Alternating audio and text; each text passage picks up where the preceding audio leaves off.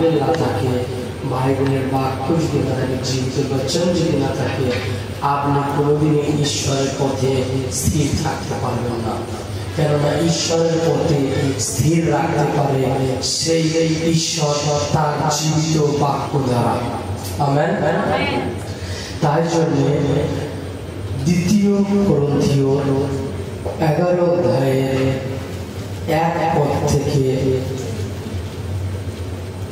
পড়ব উপরে হেডিংয়ে লেখা আছে পূর্ব এবং ভণ্ড পীড়িতেরা আজকে ঈশ্বরের রাজ্যে আজকে অনেক ব্যক্তি ঈশ্বরের সেবা করছে বা প্রভুকে জেনেছে কিন্তু কিছু ব্যক্তি আছে যাদের জীবনে ঈশ্বরের বাক্যকে নেই জীবিত বাক্যকে নেই তারা প্রভুর সাথে চাতুরি করছে কেননা তাদের জীবনে শয়তান বাস করছে তারা ঈশ্বরের কাছে খারাপ করতে চাইছে আমেন তাই জন্য আপনারা যদি ঈশ্বরের সন্তান হন নিজেকে যদি পীড়িত ভাবেন যদি ভাবেন যে আমি ঈশ্বরের শিষ্য তো আপনাকে ঈশ্বরের বাক্যকে ফলো করে চলতে হবে কেননা বাইবেলে লেখা আছে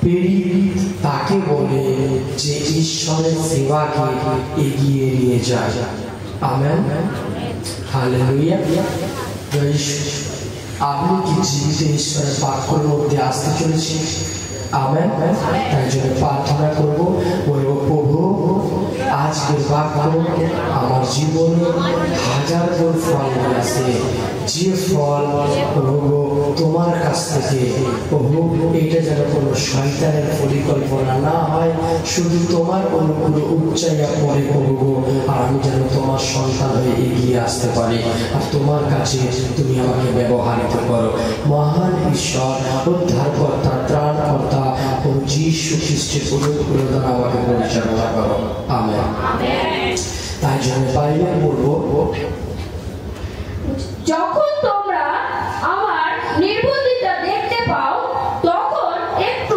ধৈর্য ধরে আমাকে সহ্য করবে এই আমি চাই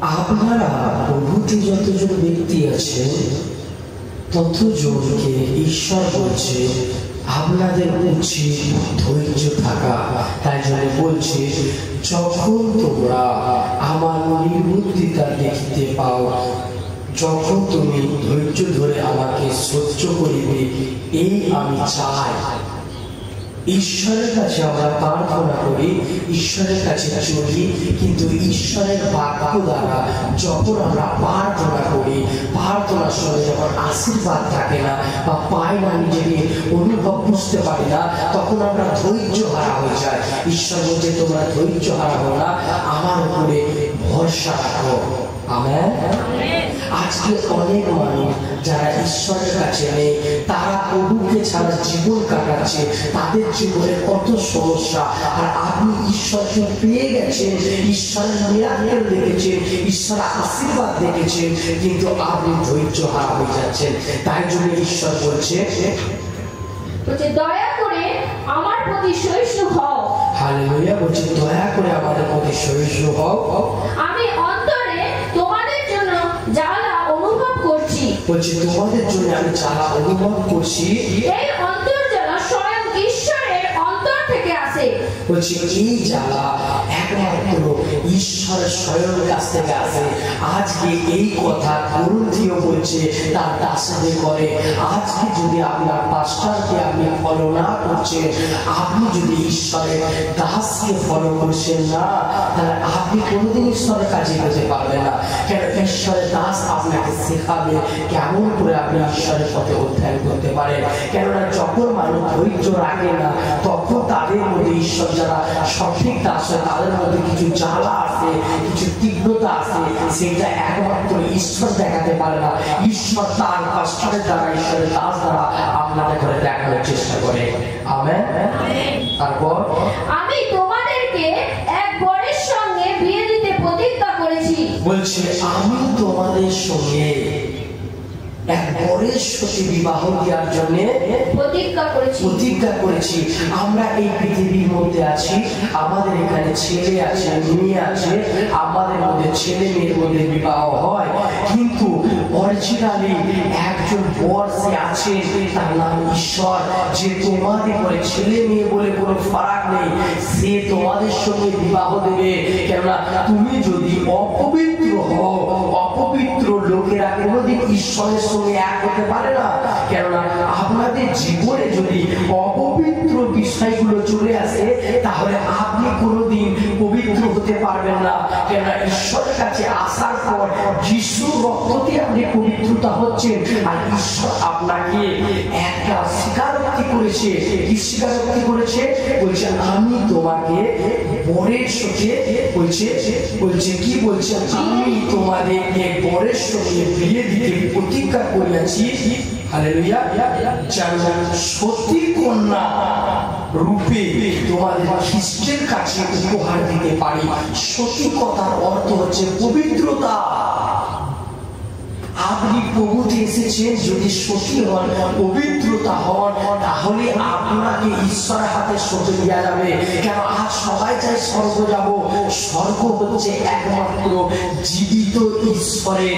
সেই ঈশ্বরের পথে যদি না চলেন, আপনি যদি সতী পবিত্র না হন, তাহলে আপনাকে কি করে ঈশ্বরের হাতে আপনাকে সঁপে দেবে? আমেন। তারপর কিন্তু আমার ভয় হচ্ছে দুষ্ট সাপ যেমন নিজের চাতুরিতে হওয়াকে ভুলিয়েছিল। দেখুন, আমরা যতজন প্রভুতে আসি, প্রভু অনুগ্রহ করে, কিন্তু এটাও বাস্তব যে আদম হাওয়াকে যে ঈশ্বর সৃষ্টি করেছিলেন, সেই ঈশ্বরের সৃষ্টিকে শয়তান সাপের রূপ ধরে এসে তাকে প্রলোভনে পাপে ফেলে দিয়েছিল। আর আজকে আমরা যতদূর প্রভুতে চলছি, ঈশ্বরের দাসে করছে, আমাদের ভয় হচ্ছে। কেন? তুমি যদি অপবিত্র হয়ে যাচ্ছ, তুমি যদি অপবিত্র জীবনযাপন করছো, তার মানে দুষ্ট সাপ তুমি প্রভুতে এসে পবিত্রতার পরে যদি পাপ করছো, তাহলে সেই শয়তান, সেই দুষ্ট সাপ তোমাকে পাপে ফেলে দিতে পারে বা ফেলে দিয়েছে। এই জন্য ঈশ্বরের দাসের ভয় হয়েছে। সেই রকম তোমাদের মন যেন কুলুষিত না করে। আজকে অনেক দাসকে, পাস্টারকে বা অনেক চার্চের পাস্টার, ঈশ্বরের দাসরা যারা নিজেকে শিষ্য বলে, তাদের ঘরে মানানোর চেষ্টা করছে। কিন্তু বাস্তবিক এরা যদি ঈশ্বরের আজ্ঞায় থাকে, তাহলে তাদের ঘরে মানানোর দরকার নেই। কেন? তাদের জীবনে কলুষিত হয়ে গেছে। তাদের জীবন, সে শয়তান তাদের জীবনে অভিশাপকে নামিয়ে নিয়ে আসছে।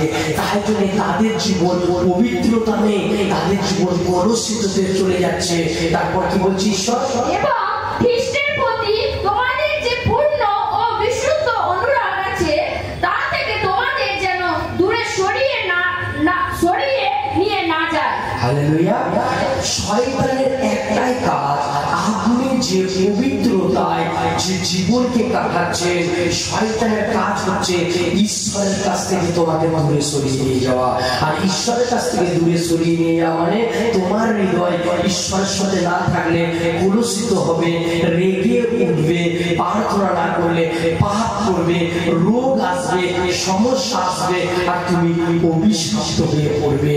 তাই জন্য ঈশ্বরের বাক্য বলছে, আমার ভয় করে তোমাদের হৃদয় যেন সেই দুষ্ট সাপ এসে যেন কলুষিত না করে দেয়, আপনাদের হৃদয় যেন ময়লা না ভরে দেয়।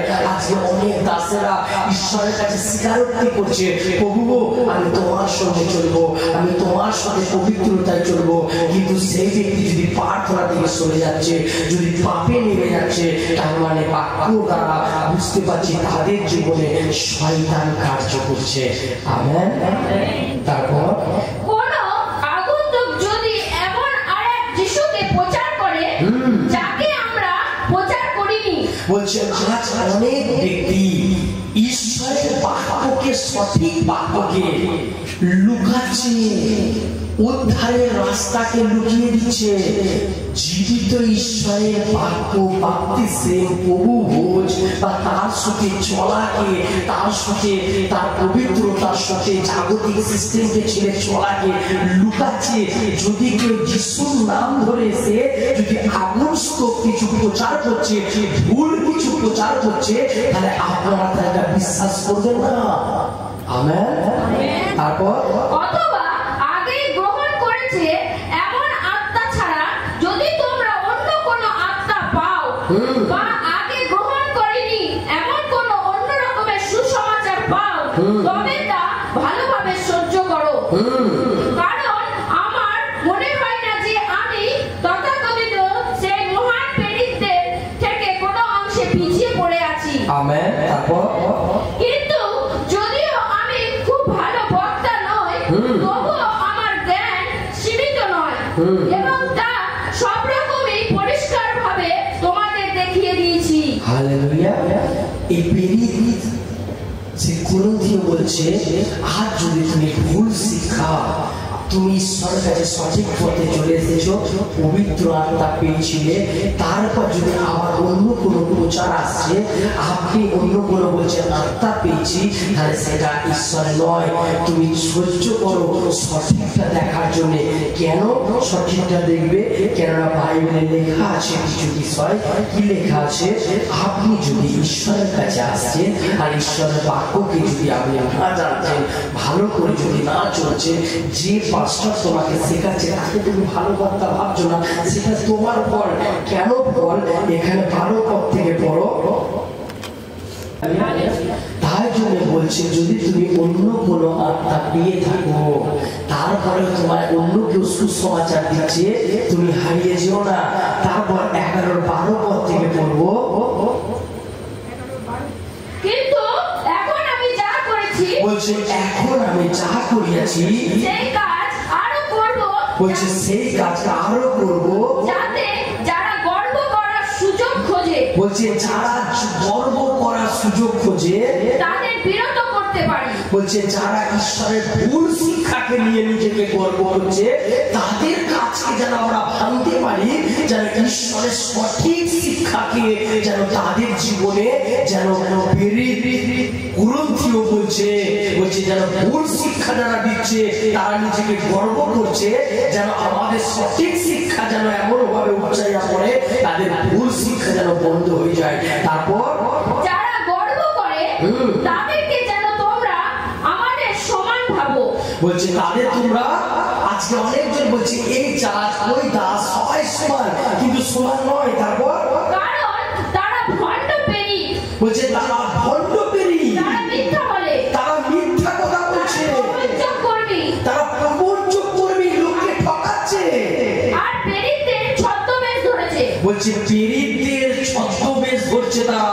তারপর তারা এমন ভাবে দেখায়, বলছে তারা এমন ভাবে দেখাচ্ছে যাতে লোকে মনে করে যে তারা খ্রিস্টের পেরি। বলছে তাদের ব্যবহার দেখে বলছে এই মন্ডলী আর এদের লোক একই আছে, একই ঈশ্বরের সেবা করে, কিন্তু তারা রূপ ধারণ করেছে। কেননা কেন বলো? এটা আশ্চর্য নয়, কারণ শয়তান নিজেও নিজেকে দীপ্তিময় স্বর্গদূত হিসাবে দেখাবার জন্য বদলে ফেলে। বলছে শয়তান নিজে সেই অন্ধকারময়, শয়তান নিজেকে দীপ্তিময় ভাবছে, যেন ঈশ্বরের মতো নিজেকে করতে পারে। আজকে অনেক দাসেরা ঈশ্বরের বাক্যকে ভুল প্রচার করছে।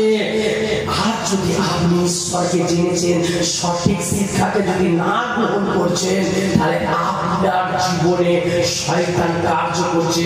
কেন আজকে অনেকজন নিজেকে দীপ্তিময় দেখানোর জন্য, ঈশ্বরের কাছে লোকের কাছে ভালো হওয়ার জন্য ঈশ্বরের 10টা আজ্ঞাকে লুকাচ্ছে, তার বাপ্তিস্মকে, তার প্রভু বলছে, তার সুসমাচারকে মিথ্যা পরিচয় দিচ্ছে। কেননা আমরা যেন শক্তভাবে এমন ভাবে চলতে হবে যেন ঈশ্বরের সত্য গুণটা ফলে। যদি না আপনি ঈশ্বরের বাক্য শুনে যদি আপনি ভুল কিছু কাজ করছেন, তাহলে আপনি শয়তানের পরিকল্পনায় চলছেন। তারপর কি বলছে?